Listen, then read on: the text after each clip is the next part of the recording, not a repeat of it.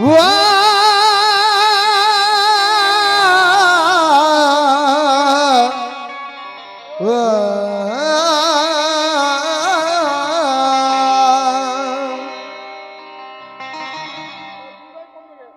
আমার হযরত ইসমাইল সাহার আজ উরুস পাক, আজকে ছোট্ট করে একটা কালাম লক্ষ্য করবেন।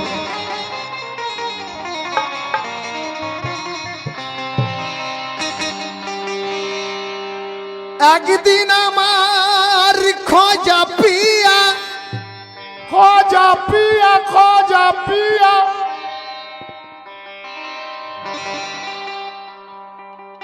আমার গৌস পাকের ওই মাইখানাতে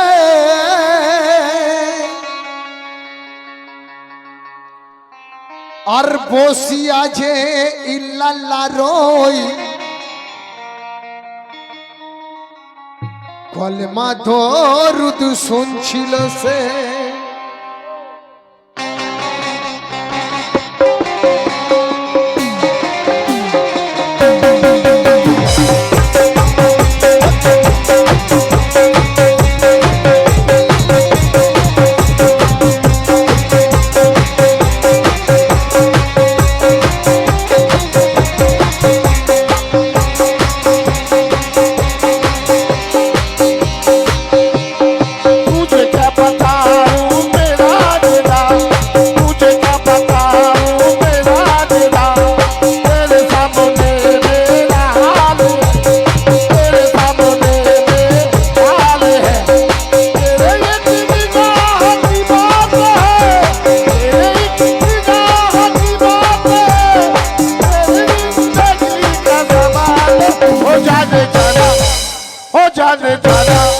तुमको पाया ज़माने से किनारा आजा आजा आजा आजा रोई आजा आजा यार आजा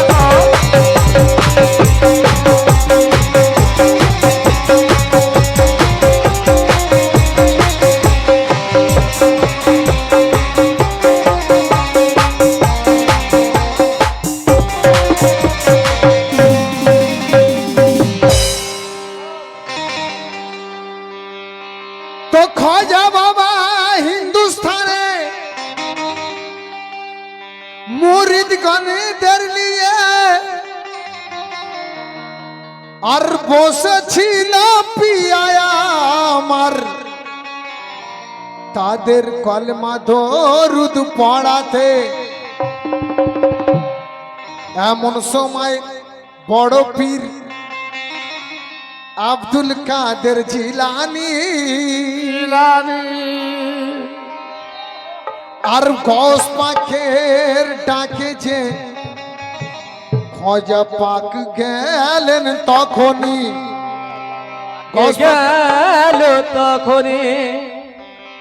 আমার খ্বাজাজিকে গৌস পাক ডাকিল, ডাকার সঙ্গে সঙ্গে গিয়েছে। তো গিয়েছে তাই দেখে গৌস কিছু শিষ্য সাগরাদের বসাইয়ে আর মনের কিছু কথা দেখো গৌস পাক ওই শোনাইছে। তো একে একে সবাইকে ওই কলমার দাউদ শোনালা আর গৌস পাকের হাতে এক শরাব তুলে যে দিল। গৌস পাক খ্বাজা পিয়ার হাতে একটা শরাব তুলে দিয়েছে। দেখুন সবাইকে যখন এক জায়গাতে বসিয়ে রেখেছে, রাখার সঙ্গে সঙ্গে একটা শরাব গ্লাসে করে তার হাতে দিলেন। খ্বাজা মঈনুদ্দিন চিশতি দেখো শরাবটুকু খাইয়া আর রাস্তা দিয়ে হেঁটে হেঁটে এলেন সাহাবীর কাছে ফিরিয়া। তো সাহাবীর কাছে ফিরিয়া যখন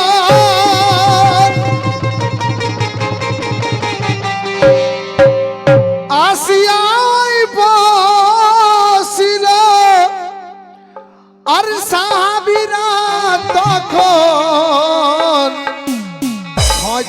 পাককে জিজ্ঞাসা করিল, বলছে হুজুর আপনি যে গস পাকের মাইখানাতে গিয়েছিলেন ওখানে কি হয়েছে? তখন বলছে কি, ওরে গস পাকের মাইখানায়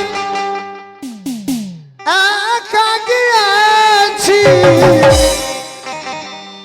যেমন আমার ইসমাইল সাহেব বাবার দরবারে আমি এসেছি, আমার চিন্তা হলি তানার দরবারে এসেছি। বলছে কি, ওরে গস পাকের মাইখানায় আমি গিয়েছি, ইল্লাল্লাহ সারাব নামে সারা পেয়েছি। দুঃখের কথা কি বলবো বোঝাতে পারি, তোমাদেরকে ভুলতে পারি, আরে তোমাদেরকে বলবো যে আমি, আরে তোমাদেরকে বলবো যে আমি।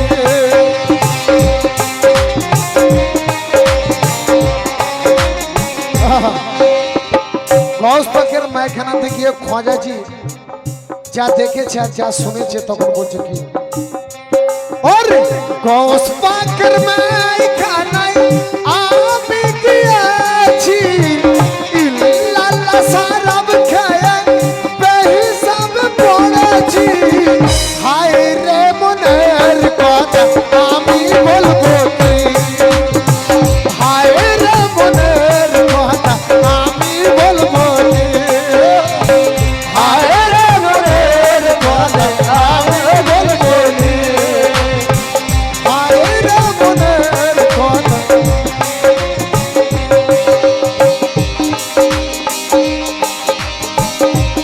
ইয়া খাজা, ইয়া খাজা, সুবহানাল্লাহ। ইয়া খাজা।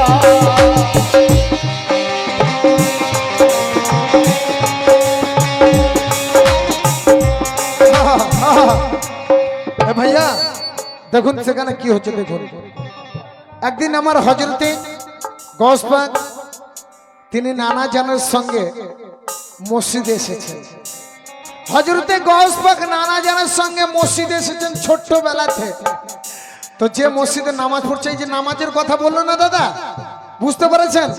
আমার চাচা জানরা এদিকে বুঝতে পেরেছেন যে নামাজ পড়ো নামাজ পড়ো নামাজ পড়ো, কিন্তু নামাজ পড়ো আমি কোনোদিন খোদাকে দেখতে পাইনি। হ্যাঁ, যার জন্য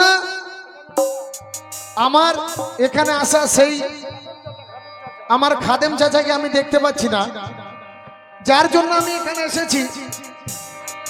আমার খাদেম চাচাকে আমি একটু অনুরোধ করবো আমার চাচা জানকে এখানে আসার জন্য।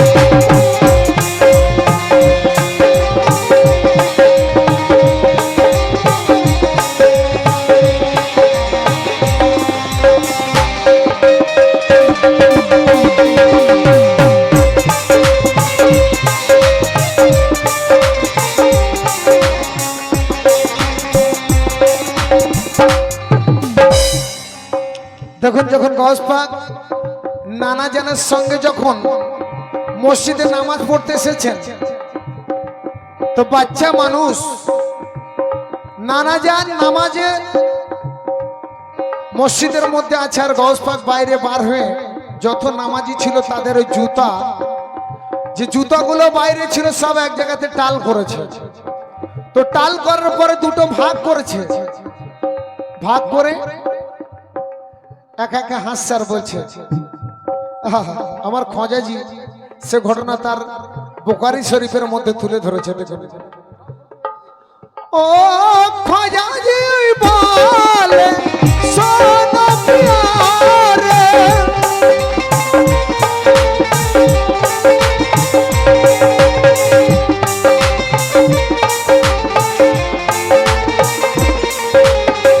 খোঁজা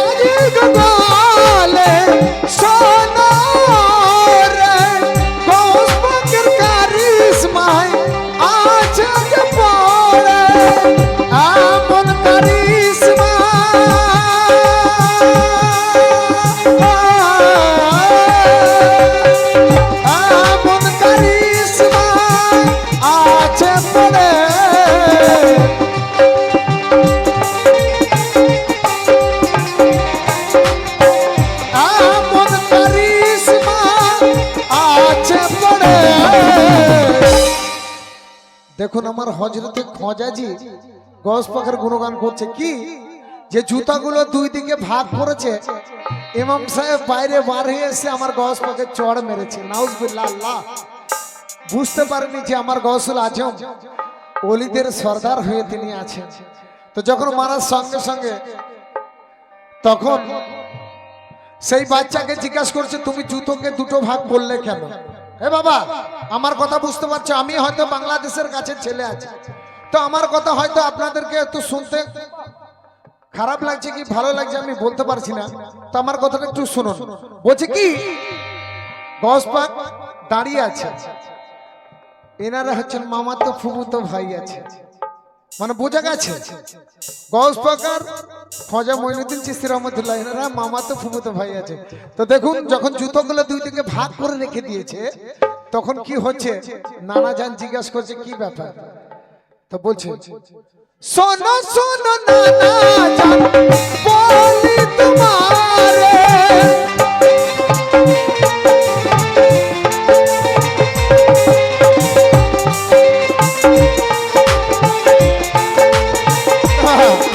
বলছে কি শোনো শোনো নানা জান বলি তোমারে, আজকে মসজিদে যারা নামাজ পড়তে,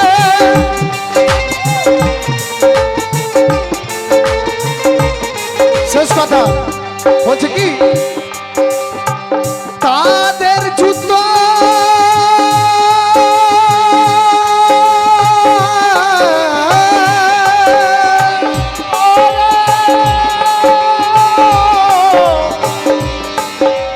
বলছে যারা আজকে নামাজ পড়তেছে যে তাদের দুটো জুতো ভাগ করেছে, কি করে, বাম ধার জুতো যাদের তারা যাবে জান্নাতে, বাম ধার জুতো যাদের তারা যাবে জান্নাতে।